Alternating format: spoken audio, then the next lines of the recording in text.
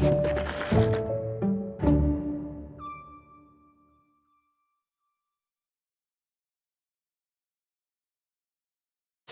National Poetry Month. We're in the thick of things, and we got just a wonderful way to celebrate it, continuing the library celebration this year with help from our friends, the FOWL, Friends of the Waccamaw Library, so generous in sponsoring this series. And we're also, the series is, we're getting help with it, support this year from our friends at South Carolina Humanities, a state program of the National Endowment for the Humanities, inspiring, engaging, and enriching South Carolinians with programs on literature, history, culture, and heritage.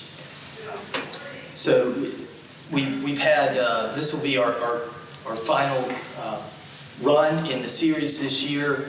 We've had a wonderful array of 7 diverse voices so far, all with connections to the state of South Carolina. So, you know, we've seen that the state of poetry in the Palmetto State, is very strong throughout the state, and so we can keep going. And today is no exception.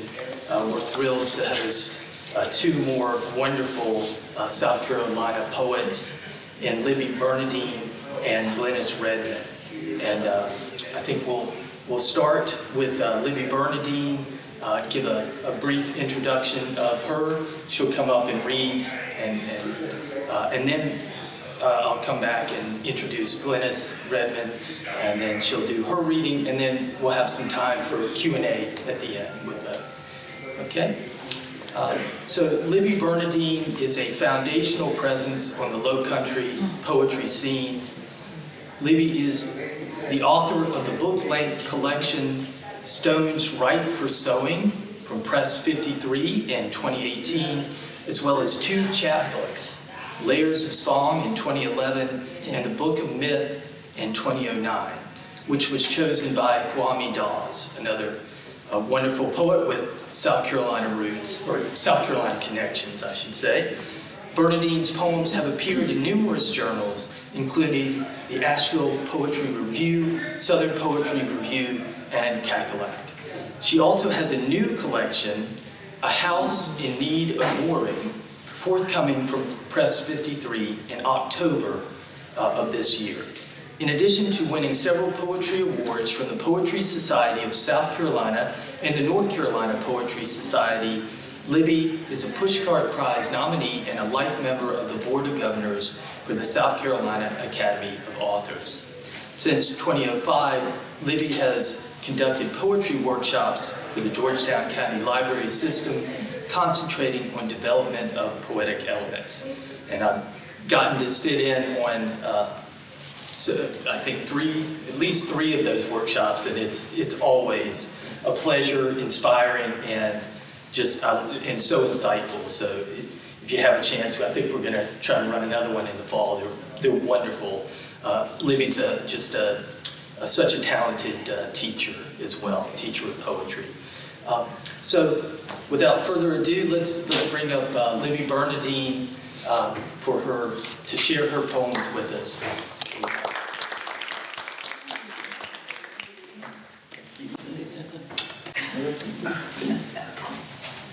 Well, hello and welcome. I'm so glad to see you all here. It's quite a treat for me today to be reading with Glenis and meeting her for the first time in person. I feel like I know her a little bit from Facebook and her book that I have, the wonderful book, What My Hands Say. I love that. And Dan, thank you, and the library for getting this wonderful day together, this hour to be together in poetry. What I would like to do, as we often do, I do want to mention about Glenis. She was inducted recently into the South Carolina Academy of Authors, joining a real fine group of authors that have some connection to South Carolina, James Dickey being our very first nominee and inductee. And recently I've met a wonderful poet from Georgetown. I didn't even know this young lady, but she has come back, I think, from being away. From Greenville. Yeah, and she's reading today in Greenville or Spartanburg, or tonight, I'm not sure which. Anyway, her new book is Thresh and Hold. And the reason I would like to read a poem from her book is... Say her name, please. Say her name. Oh, I'm sorry, I didn't do that.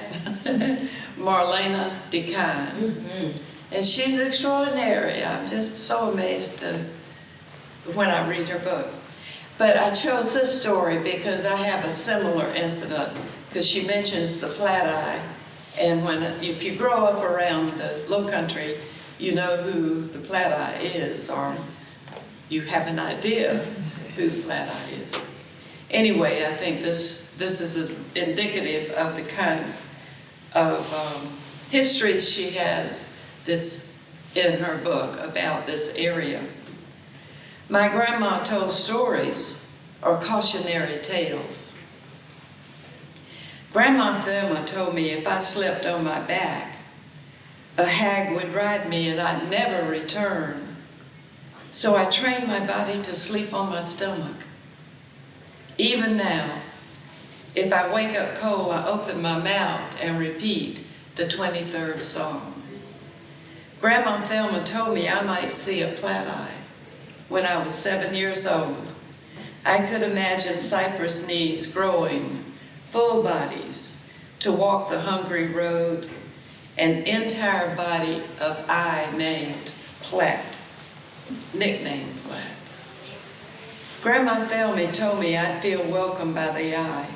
I'd be made to feel safe and loved. But if I looked directly into that big white-bodied cornea, I'd forget where I came from. I'd be disappeared. Much more in this wonderful book about Marlanda. I'd like to start reading a few poems from my book, Stones Right for Sewing, and then go on to some poems that will be coming out in my new book in October. So let's see, the first poem I'm going to read is, as always for me, something about the shore, some of the details that we see, the images we see around you. And I've been concerned about the development, not so much that we don't welcome people here, but the way things are developing in big houses that we think might be affecting, I think scientists have proven it affected the high tide mark and what happens with the ocean getting closer and closer. Anyhow, the narrow shore, where did it go, the once expanse, the stretch from dunes to the high tide mark, now so slight, you step off the wooden walkway into lapping water. Where is the star's light, the ancient splash of ruin, a wild ride in summer lost to quick tick of time? I ask you, what will we do in the late season when the tide turns toward winter and memories of old wading pools left by ongoing tide where sea biscuits, whelks, starfish, and sand dollars cluster? What's washed in wind? Girls lined in a row for photographs, shadows pooling at the feet on the rutted beach, their tenderness, a left-behind heartache. Nice.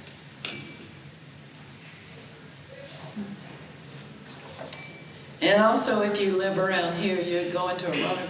If you're driving your car on the highway, you're going to eventually have a deer arc his or her way over.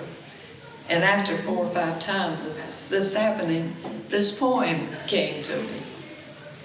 Like wings, sprinting over unfurrowed rows, thick with old field toad flax, a doe bounds through air, sunbright on her taunt brown coat, legs elongated like wings as she leaps over the road in front of my speeding car. So close I see life in her eye, awed by beauty's black flint, tawny in her breeding velvet, her sure, elegant leap at the exact second my hell breath released accepts this blessing. Wow, that's very nice.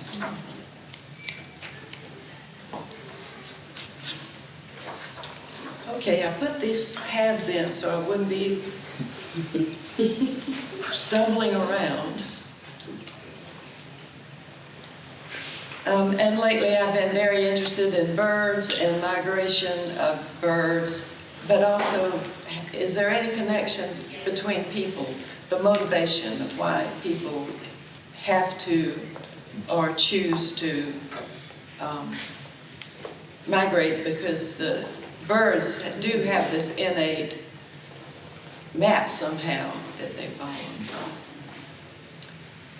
Transmigration. Only the least sandpiper stayed to catch my thoughts.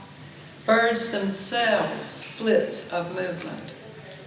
In Syria, the people are migrating without compass, Bedouins without tents. I feel the weight of the world, not free like the great white pelican, sure of its route. Endangered birds, the less orchestral, unable to follow the fixed path to feed near waters. In the trees next door, berries grow up the trunk of a pine tree, into the branches, like a musical score, lilting tempo against the burl of pouring out. Say the soul passing into the ethereal, the lost feeding places, the blind going. Some water.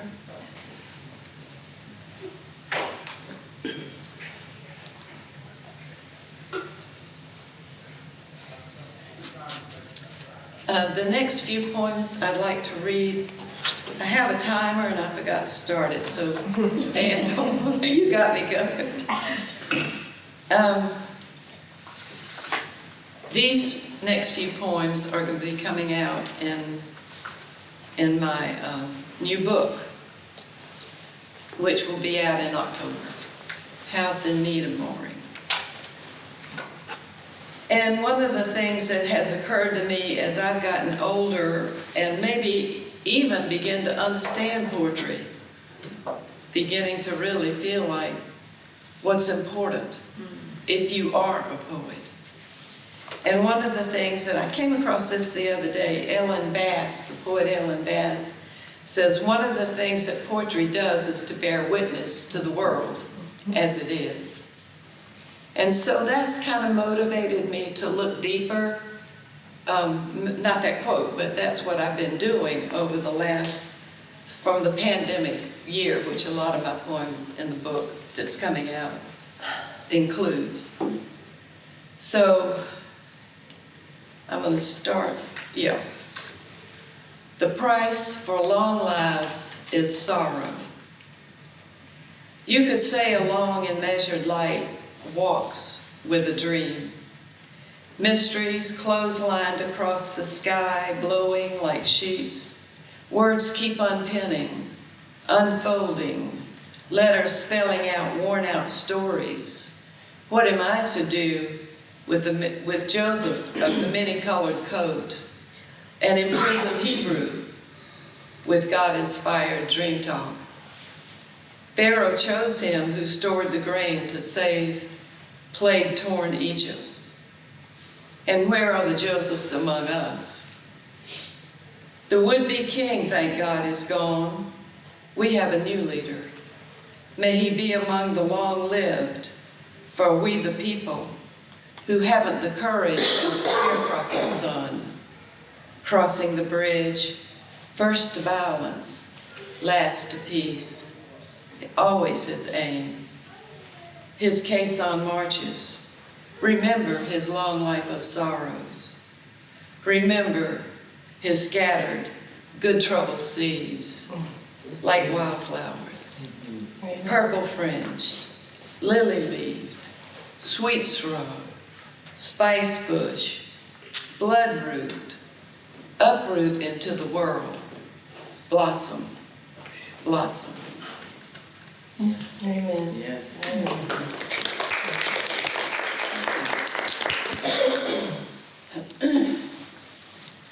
Morning, like a time-lapsed flower, unbends from soil.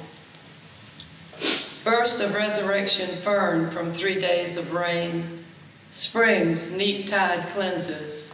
Shorebirds hover, dine on what comes.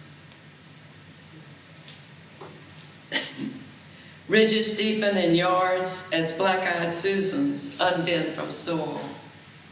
Raindrops from trees slather the blossom. Is it an owl's cry coming from the dark, from the oak? Wind rouses stories that mar, like the trending noise of cars, of trucks. The knee on the neck, the god-awful truth of that. Even today, another and another and another. You know the names, the places. I'm not entitled to this peaceful morning, though dogwood scent the air, raising the fine hair on my cheek.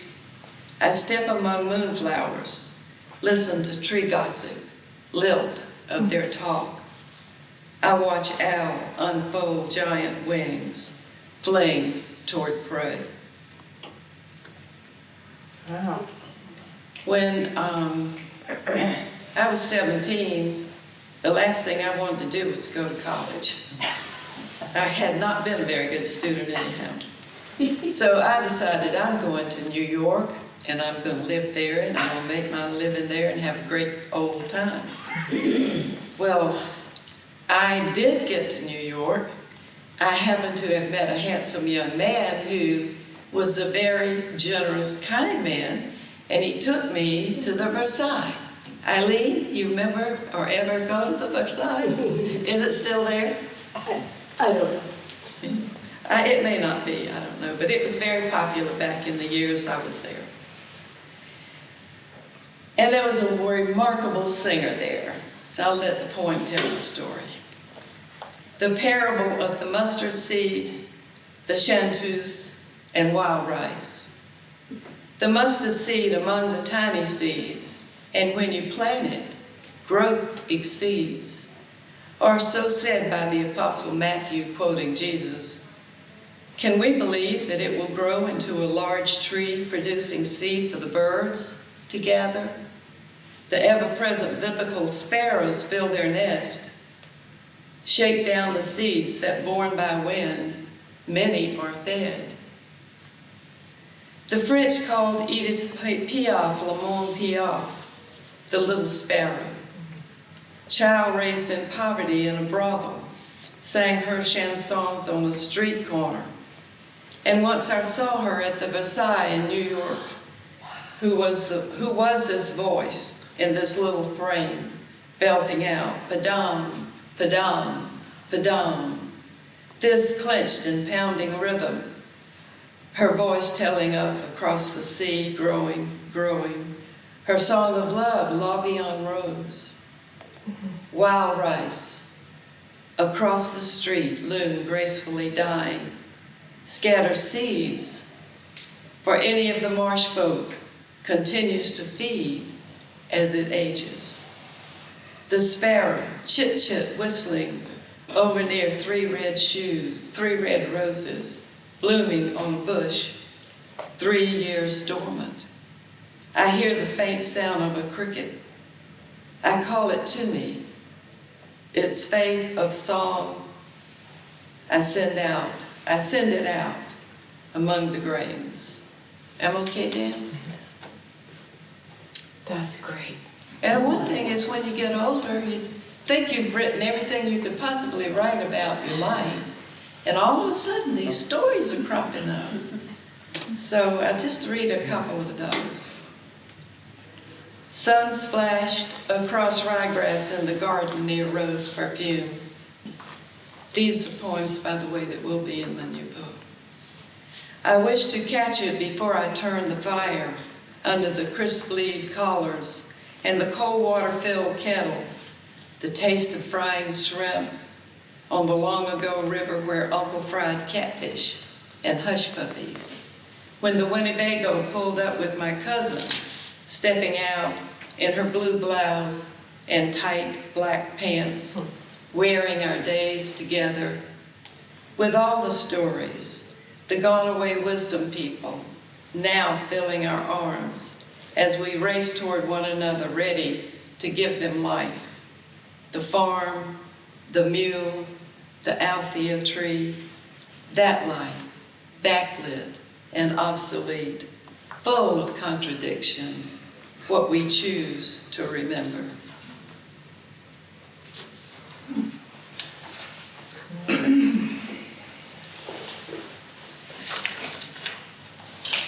Now these next three, if I've got time to end with the next 3 or 4, I think it's 3 or 4.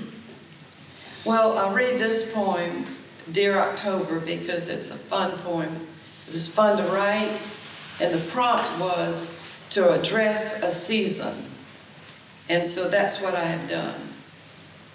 I think this came from Diane Lockwood, the prompt.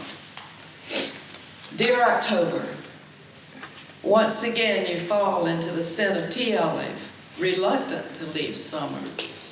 Are you besotted with the season of riotous love, stuck on the summer equinox? You, the 10th month, a misnomer, due to your Old English, Old French roots. Another sign of love, no doubt, as you journey through your beer brewer season. Froth me with your brew. Wrap me in your octo arms. Color me liquefaction in sugar maple leaves. Apple feed me. Macintosh. Golden delicious.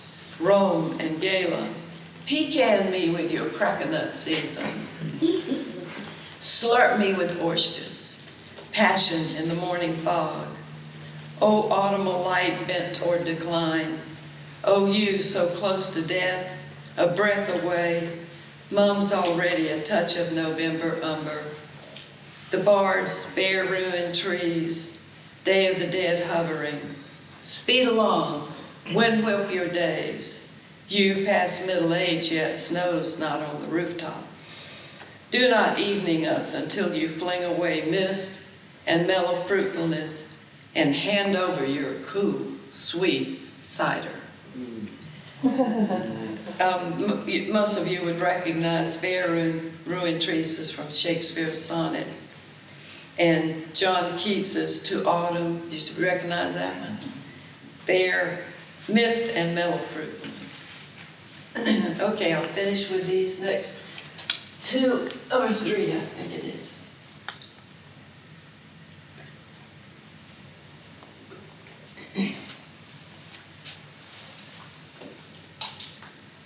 Penumbra, on a line from N. Scott Mama Day.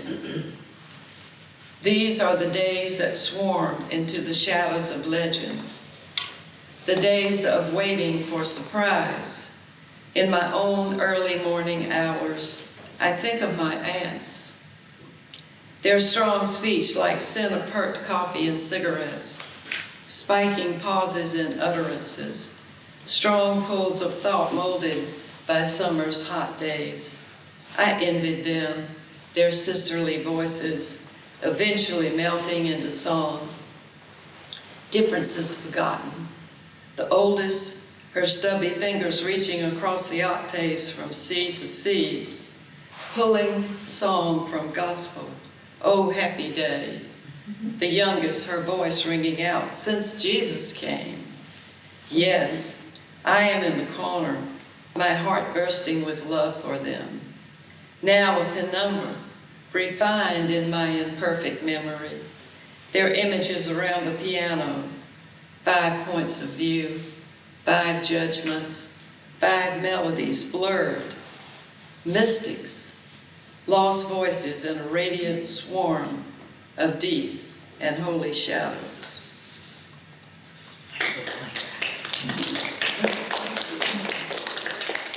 A photograph, February 23rd, 1934. Just goes back that far. Forever in sepia on their wedding day, their lives unreal as moonflowers, open to the dark sky, or early evening primroses uncurl at dusk. A light wind scatters leaves and twigs. I pull down the photograph on my kitchen counter, begin to knead my dough, think of how Mother rolled her biscuits in the palm of her hand. Once, after a hurricane snapped off tree crowns from the tallest pines, felled a thick limb from the old oak, wrapping Spanish moss around and around a twig.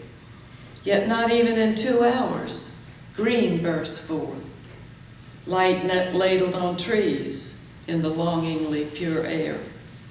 Father came home, the day's shift done, puts his hands on Mother's waist, pulls her slightly to him, plants a kiss in her hair.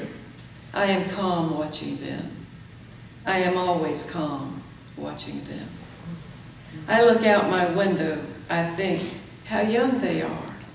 I could swoon at their fierce beauty. Did I come too soon? Crush of time already burdensome. Remind me how quickly storms shift from high winds to breezy jasmine scents. Love returns, yearns for better times. And I will end with this one. This is a triolet, which means that the lines are repeated in a pattern, and there are only 2 rhymes, an A rhyme and a B rhyme, and I think you certainly will be able to hear the lines repeated. Self-portrait in a red dress. I always wanted to be a singer, and I always wanted to wear a red dress when I sang. And I mentioned that before, haven't I? A Benny Goodman clarinet, a Stan Getz riff, a shuffle, a straight note in 3 sweet measures. Oh, those lazy woman blues drift on Benny Goodman's clarinet and Stan Getz riff. Swing in jazzy treasures, 1940s Chanteuse gift, in cool low register, alto oozing treasures. A Benny Goodman clarinet, a Stan Getz riff, a shuffle, a straight, in 3 sweet measures. I'm allegro all alone while the boys sit and smoke, and in their solitude dream of back home girls. I'm Sarah Vaughan, waiting for a Miles Davis note. I'm allegro, left alone while the boys sit and smoke. Brassy blast, come on, I can handle. I never choke. My beat, his beat, I sing in my own world. I'm allegro, left alone while the boys sit and smoke, and in their solitude dream of back home girls. If only I could do the jazzy stuff.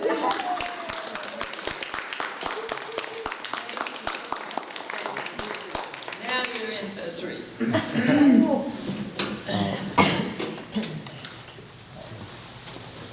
That was a wonderful, Thank you, Dan. wonderful treat as usual. Thank you, Dan. Wonderful, Libby. Thank you so much. Thank you.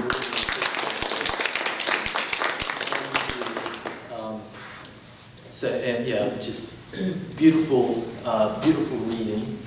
And I have, Libby, did you perchance grab my introduction? I may have. I could probably wing it, but it's. I'm sorry. I'm not nearly as good as improvising as you are. Could I- Is that it? That's it. Yes. That's it. Just one. Okay. I probably have. There's a phone. So, yeah, self-portrait and red dress. That's a keeper. Yeah, I'm very, very excited for that book to come out in October. So wonderful. wonderful stuff, and thanks so much to Libby. And, you know, we have, I said we're continuing this celebration of National Poetry Month. We had Ann Chadwell Humphreys here a couple of weeks ago to kick off our celebration, and we have her back again in the front row here. So, and she gave just a wonderful talk, A Poet and the Gift of Blindness. If you missed it, it's up on the Georgetown County Library YouTube page, so go check it out. It's a wonderful thing, and she talked about service, poetry as a service, as spiritual, and as sort of what Libby was saying, it bears witness. It's a wonderful thing, and that was also sponsored by our friends in South Carolina Humanities. So great to have Ann back with us and sharing again. And we also have Marlanda DeKine. She was here in the series before, but later, next week actually, she'll be talking out at our Carver's Bay Library Wednesday at 2 p.m. Next Wednesday. Marlanda will be talking about poetry in celebration of this month. Our ancestors were filled to the brim with poetry, so that'll be exciting. If you can't make it in person, we'll be videoing that. I'll be the amateur videographer. Will be videoing that, and eventually it'll make it up on our Georgetown County Library YouTube site as well. So lots of great, talented folks in the state and in the area. And now we've got, another wonderful one, nationally renowned, from the upstate, from Greenville, in the Piedmont, but she cast a shadow, a very long shadow in the world of poetry and literary arts. Glenis Redmond, award-winning poet and teaching artist, writes about the strength of her Afro-Carolinian roots while exploring their living histories. Redmond relishes working in her hometown of Greenville, South Carolina, where she served as poet in residence for the Peace Center from 2012 to 2019. Her outreach extends beyond her home state. For instance, Glenis has also served as artist in residence for the State Theater in New Jersey for over a decade. She is a Kennedy Center teaching artist as well as a Kabe Kanem poet. So people know her. She's a big deal. From New Jersey to South Carolina and points in between. Redmond's work has appeared on NPR and PBS and has been published in Orion, the New York Times, Obsidian, Story South, and elsewhere. She has published 3 books of poetry, and her 4th book, The Listening Skin, great title, will be published by 4-Way Books in 2022. Also, Praise Songs for Dave the Potter, a collaborative book featuring art by Jonathan Green, another friend of the library, wonderful fellow artist, will be published by the University of Georgia Press in the fall of 2022, so this fall. So that's another exciting work to look forward to.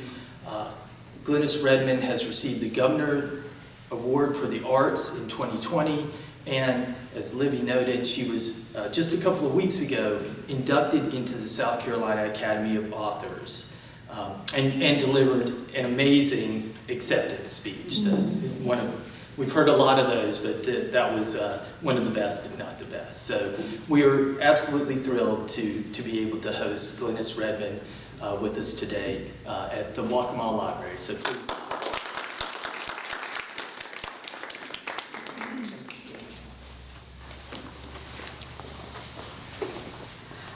Thank you, Dan, for that lovely introduction. And I wonder if I'm a big deal, because when I talk to my daughters, not so much.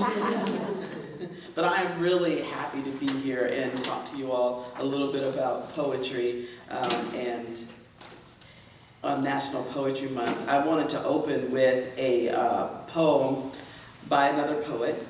And if I have a literary mother, she would be it, Lucille Clifton. And I'll just read her poem And she really never titles her poems, but this one is At the Cemetery, Walnut Grove Plantation, South Carolina, 1989. Among the rocks at Walnut Grove, your silence drumming in my bones. Tell me your names. Nobody mentions slaves, and yet the curious tools shine with your fingerprints. Nobody mentioned slaves, but somebody did this work. Who had no guide, no stone, who moulders under rock? Tell me your names. Tell me your bashful names, and I will testify. The inventory list lists 10 slaves, but only men were recognized. Among the rocks at Walnut Grove, some of these honored dead were dark, some of these dark were slaves, some of these slaves were women. Some of them did this honored work. Tell me your names. Tell me your dishonored names, foremothers, brothers. Here lies, here lies, here lies, here.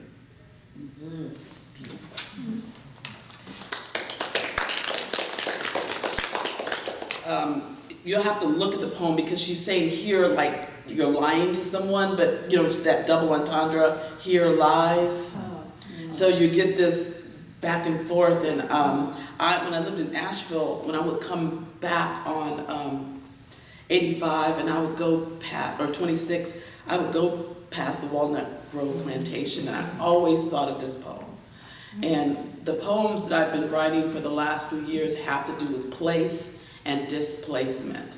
So what you'll hear is me as Air Force brat, but born in South Carolina, feeling what that uncomfortableness and that's afoot in either world. And so I'm always trying to explain and to myself, reflect, how do I make myself, I don't know, it's not the word comfortable, but how do I belong? And for a long time, I never felt like I belonged, not in my family. And so I want to just share a few poems from my books and a few that are not from the book. Let's see if I can find this first one.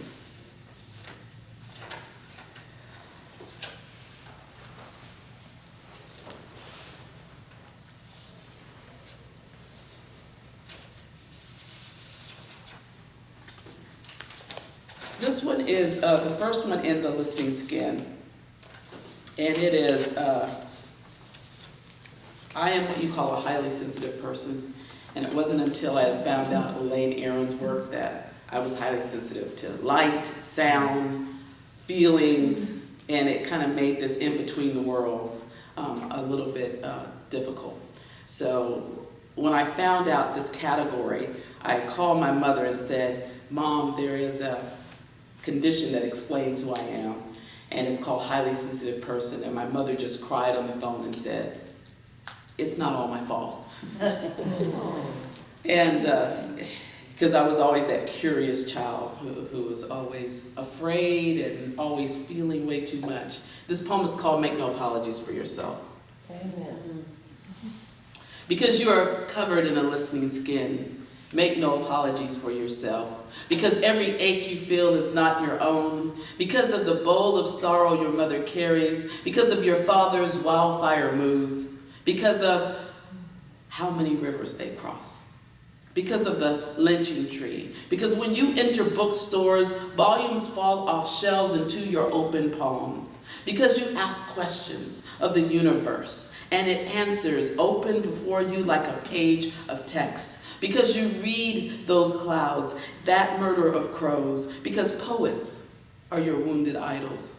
Because the truth, even if it hurts, is to be cherished and held. And just because people die does not mean they don't walk with you daily. Because the river has a mouth that speaks their names. Because the river flows with stories. Because you sit on the shore and listen. Because alone is more comforting than being together. because your pen is oceanic, because you are eyes wide, equipped with outer and inner sight, because you suffer from what you see and hear, because you have sinus arrhythmia and your breath is short, because asthma is one of the monkeys on your back, because your heart is the vehicle you choose to ride this go-round, because it can go forward and backwards in the same time, because bookstores are oracles, because poetry is your greatest archaeological tool, because you plummet even if you cannot swim, because your heart beats to your breath, because of this music you dance raw and wild. And I think I left one of the poems that I wanted to share in here. Let's see if I can find it real quick.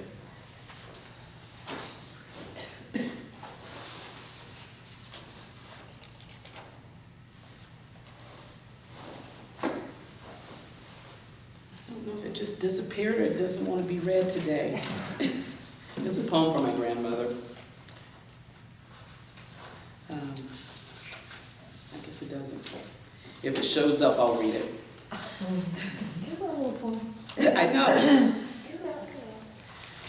So I want to read a few poems out of this volume. It's called What My Hands Say. Libby, we were pressmates for a while. This is from Press 53. And I'll read a couple of poems. This is for my grandmother, but not the one that I was looking for. It's called Alegba. And it reminded me of your red dress. Alegba. Grandma can't be defined, I decided, or put on a shelf where I have tried to place her alongside her well-worn King James, next to her pastel Sunday go-to-meeting hats. I've always seen her with a Hopewell Baptist Church halo. But Grandma had this way of not being hemmed in, even by the gospel she upheld.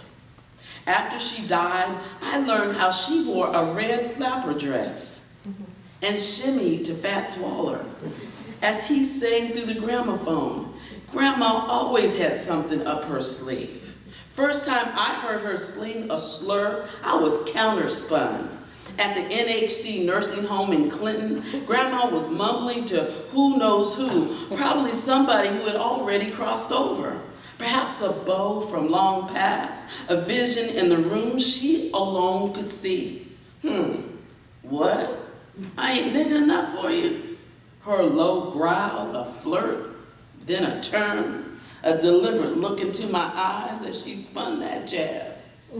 Steps as if to say, watch, youngin', keep up, dance with me between the worlds. You know, my grandmother lived to be 109 years old. So, I mean, I knew her, but I didn't really know her because she lived a life. And so that in-betweenness was really, that baffled me as a child. This one is I've been writing a lot about the men in my family. And this is the title poem. And it's for my great-grandfather, Will Rogers. He was born in the 1800s. My hands say pick, plow, push, and pull, because it learned to curve itself around every tool of work. The muscles say, bend yourself like sky, coral blue around both sun and moon. Listen, my back be lit by both. My hand got its own eyes and can pick a fill of cotton in its sleep. Don't mind the rough bumps, the callous touch. I work this ground like it was my religion. And my hands never stop praying. Some folk got a green thumb. Look at my crop and you'll testify my whole hand be covered. Amen. I can make dead wood grow.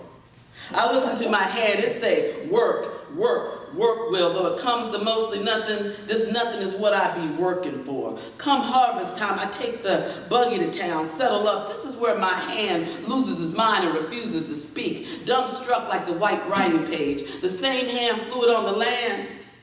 Don't have a thing to say around a pen. The same fingers that can outwork any man wilts. What if I could turn my letters like I turn the soil? What if I could make more than my mark, a wavery X that's supposed to speak for me?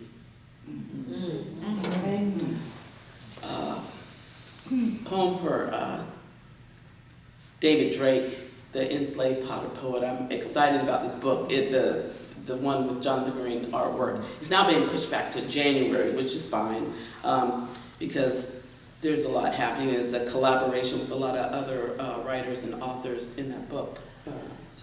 But I'm very mesmerized by David Drake, the fact that he was a poet at a time when we were not supposed to be writing as African Americans. And he did not write on paper. Where do you think he wrote? Pots. On his pots. Couplets, right around the rim of his pots. Now, it's a bold act. And at the museum in Greenville, we have over 20 of his pots. I think the Smithsonian has too. We have 20. And so when I go and look at those pots, they inspire me.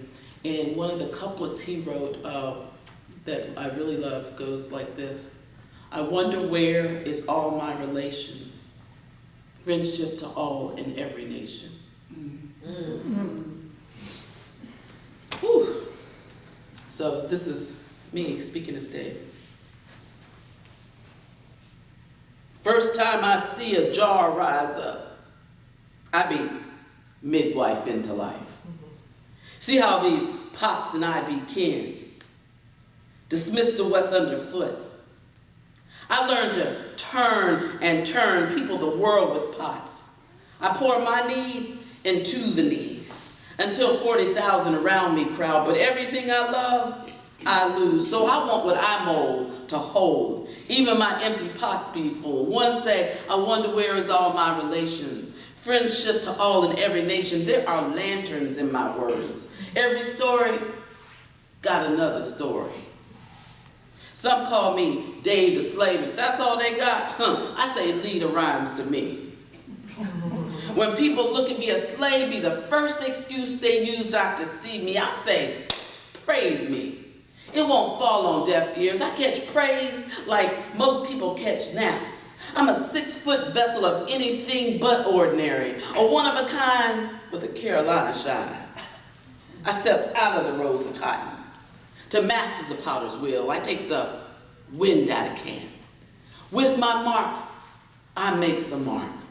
I sign my name, Dave. I don't write slave. See if my pots and I spin history. See if we hold.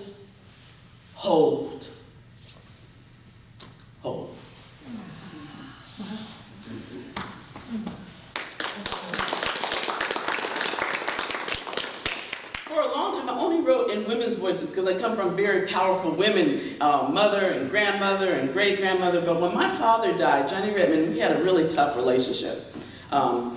It's better now. It's a lot better now because I understand him more. You know, in his, as you grow, you give people more grace, right? Because I thought his tornness all had to do with me, and so I kind of been taking myself out of the equation and looking at the context where he grew up, what he encountered.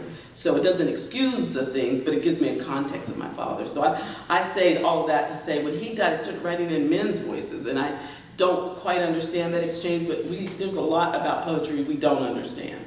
We understand the craft part, but that whole mystical part, we don't necessarily understand. So I wrote this poem for Clayton Bates. Anybody know Clayton Bates?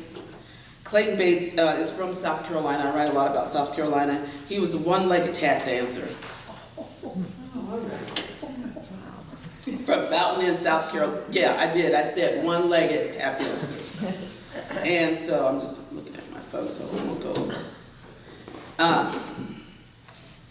And age 12, his family was very impoverished. He had the choice of working in the field or the factory, and he chose the factory. But he, asked his mom, she's like, honey, that's hard work, let me pray about it. She prayed about it, said yes. He went to the factory, was working to help the family make ends meet. Third day, he got his pants leg caught in the machine. Took it all the way up to below the knee. And of course, at that time, black people couldn't go to the hospital, so they had to find a country doctor who would come to his mom's kitchen table for an operation. Long story short, he survived, and then he still loved to dance. And his uncle was coming home from the war, made him homemade crutches to get around. He was dancing. Then he whittled him his first peg leg. So he's one of these South Carolina sons that I think is remarkable. And the poem that I'm going to read for him is called I'm Fly, because he had a move. If you go home and Google it, because there is a video of him leaping in the air and landing, sticking the landing on his peg leg, and that was called the American jet plane. So that's one reason I call it Fly. The other reason I call it Fly is he was clean. He was always dressed from head to toe and had his suit to match his peg leg. Oh my. Yes, yes. So this is for him. Some people got 2 good feet and still don't know what to do. My smoothness makes the argument for just one. My other leg be long gone, sacrificed to the cotton gin god. They pinned my mango mess down to the kitchen table, made me suffer more under the hand of an unsterilized knife with only a cotton bit to bear the pain. I got up, spit out that terrible taste of Jim Crow and pity, spun my mama's guilt and worry into a dance that twists past the neighbors' prayers, gossip and stares, and how you gonna make do on just one leg? I strap on my dreams with tucks, tails, and flair. I turn can't into can without losing time, not even in my mind. This fountain in sun done good. I knock beats on wood. I'm a worldwide showstopper, all right. I shout rings around all those other 2-footers. I'm the master of my own fate. And when the world cut me at the thigh, I don't shuffle off in misery. I get up on my one good leg and fly.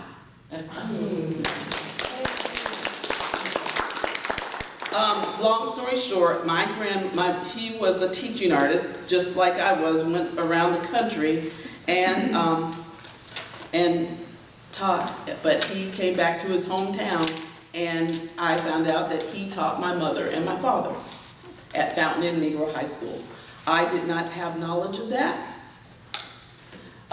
When I wrote the poem, my mother told me after, and I said, Mom, could you just give me the history? She said, oh, that old stuff, but it's a small world. I'm going to close with a poem that's in the forthcoming book called Imagining Frida Kahlo as My Life Coach. There was a moment where I was traveling, I think I was in Hawaii, and I kid you not, every classroom I went in, there would be a picture of Frida. And, or I go in the bookstore, there's a Frida Kahlo book.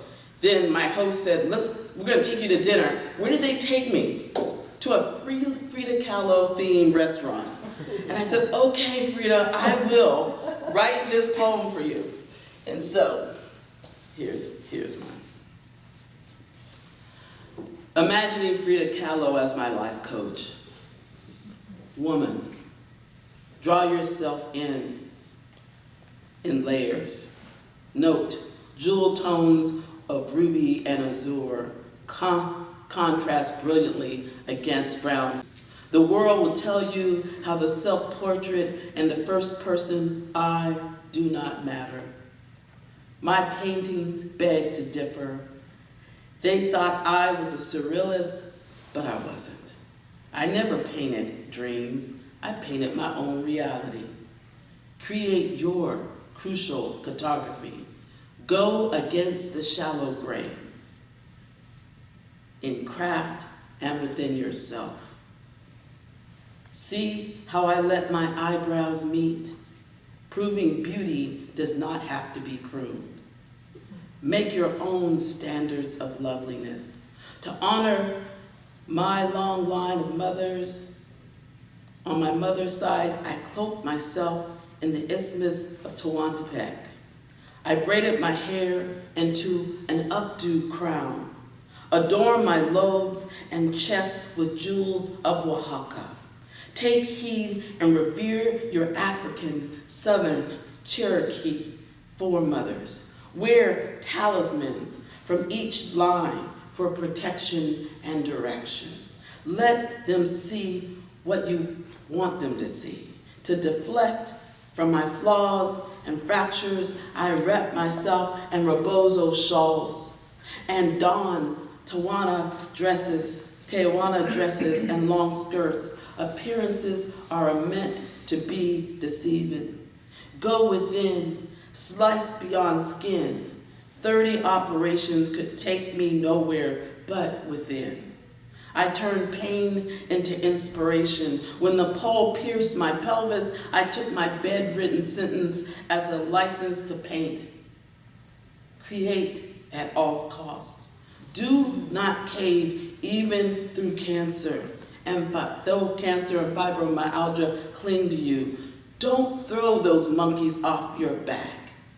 Bid them to sit on your arms and shoulders.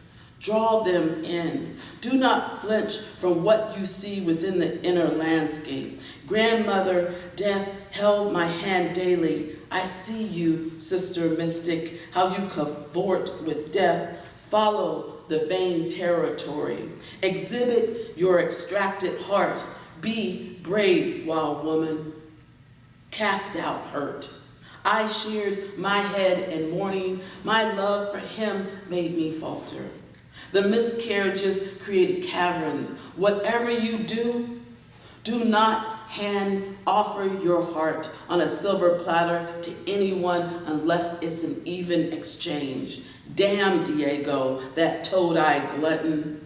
He killed me countless times, nevertheless, mi amor. His artist eye could only see me in pairs, in parts. Pear-shaped ass, elongated nape of neck, and the hue of my skin the color of adobe. He shouted "Viva la Revolucion" for the people, but could not see the person right in front of him. With my sister, you predictable philanderer. Curse him for my love for him, curse me. Exercise. I blurred every line. Dressed in men's suits, smoked cigars, loved women, drank tequila, spread legs wide when sitting to know what it felt like to take up space as a man. And I did not care of who and what I broke, even myself. Glenis, do not as I did. Do not break yourself more than life breaks you. Direct gaze into yourself. See straight through to the other side. Mythologize. Put yourself back together the best you can. With paint, with pen, with purpose, even with your chemotherapy, withered, bald head self. Don't flinch. Reinvent. With one leg gone, I flung the limb. I adapted the adage. Why do I need feet when I got wings? Whenever facing the impossible, never say die. Unfurl, fling, flare, fly. Thank you.